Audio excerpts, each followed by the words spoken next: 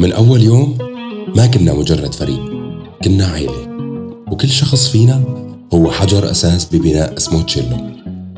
من 2017 اجتمعنا على شغف واحد، ومن وقتها لهلأ نحن إيد بإيد عم نصنع شي منا تماماً.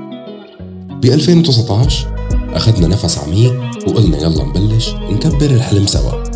كنا نحكي أفكار، نرسم هويات، نخطط، نصور، نكتب، نخلق، وورا كل تفصيل كان في قلب كبير اسمه فريق تشيلو. نحن بلا بعض ما منكمل، وبلاكن انتو يلي آمنتوا فينا ما منكون. بهالعيد منعايدكن، مو بس بكلمة عيدكن مبارك، منعايدكن بأمنية جديدة، بمشروع جديد، بإبداع سوري حقيقي حلبي أصيل طالع من قلب العيلة ليوصل لأبعد مدى، من قلوبنا، من شغفنا، من تشيلو لعندكن. كل عام وانتو بخير، وكل يوم وانتو حوالينا. من حلب من 2017 وللعالمية إن شاء الله.